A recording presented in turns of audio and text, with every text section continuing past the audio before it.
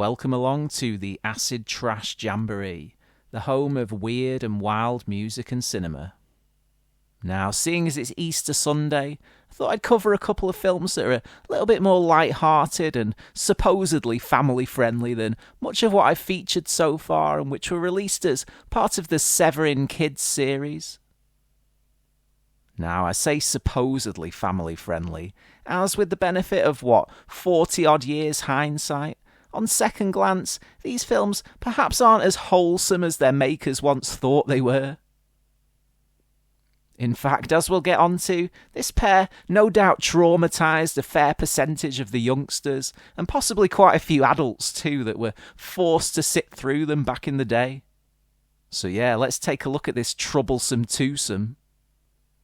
First up, we have Carnival Magic from 1983, in which a fella named Stoney Martin runs a travelling carnival that's dying on its ass, fast. Yeah, he's just starting to lay off some of his workers, including magician Markov the Magnificent, when it comes to light that Markov has been secretly keeping and training Alex, a remarkable talking chimpanzee, in his trailer. Whilst Markov is initially reticent to turn the gifted primate into a performer, when he does relent, his and Alex's act immediately begins to draw in the crowds, jumping to the top of the bill as a result, much to the annoyance of Kirk, the carnival's tiger trainer and resident alcoholic. Now, when word gets out about Alex, a sinister scientist pays Markov a visit, demanding he be allowed to perform experiments on the creature to determine whether he's the missing link between ape and man. As you'd expect, Markov tells him where to go, though it's not long before Kirk hatches a plan to kidnap Alex and deliver him to the vivisection lab personally. So, the late Al Adamson was best known for directing horror, exploitation and titillation flicks in the 60s and 70s, so quite why he was tasked with creating a couple of child-friendly features right at the end of his movie-making career is anyone's guess.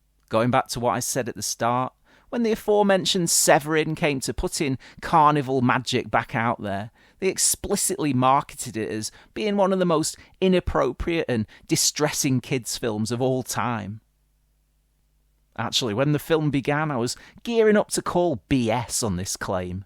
Then the second half happened, and yeah, I guess there's just about enough vicious animal attacks, drunkenness, domestic violence and depictions of severe depression to raise a few eyebrows in even the most hardened and desensitized of viewers. Yeah, good old Al evidently just couldn't help himself.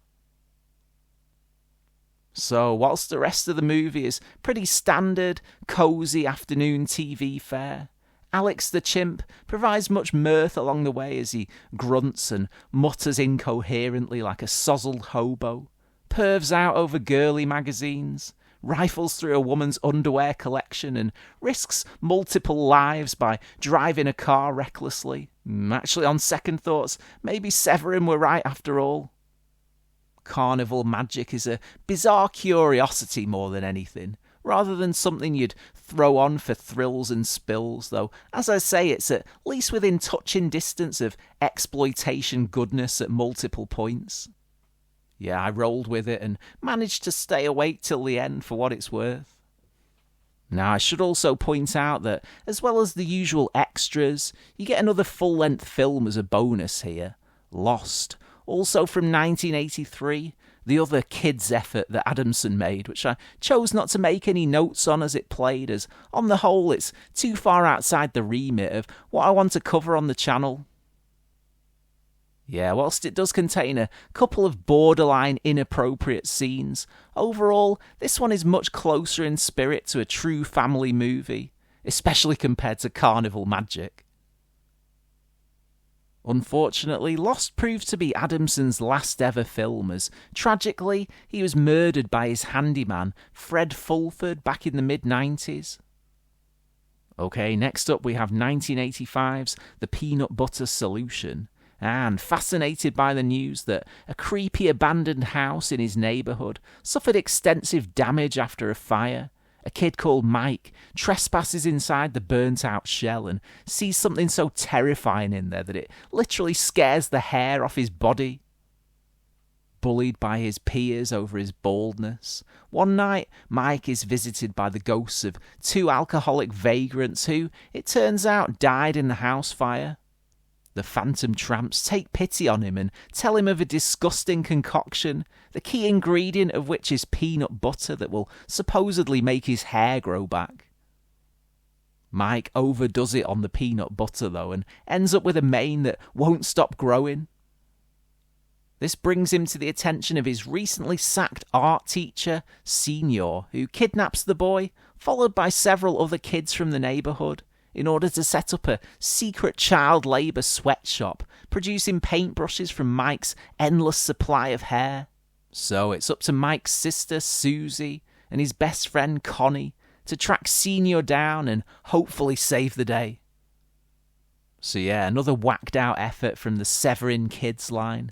Again, going off their marketing blurb, this one is apparently legendary in Canada and North America for disturbing a whole generation of young viewers. Unlike the out-of-touch or maybe just willfully perverse Carnival magic, any questionable content here is rather tame in the grand scheme.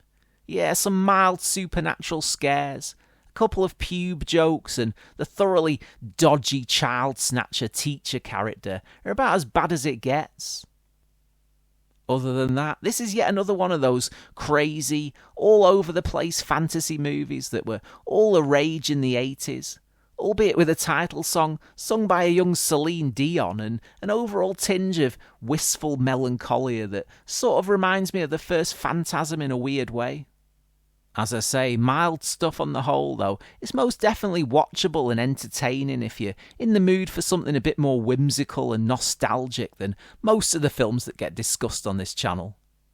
So, just a quick episode for you here on this Easter weekend. I hope it's been somewhat interesting. As I always say, there's a ton more cool stuff planned for future episodes, so if you want to keep abreast of all that, please hit subscribe so you don't miss out. Thanks for watching, and I'll see you again shortly on the Acid Trash Jamboree.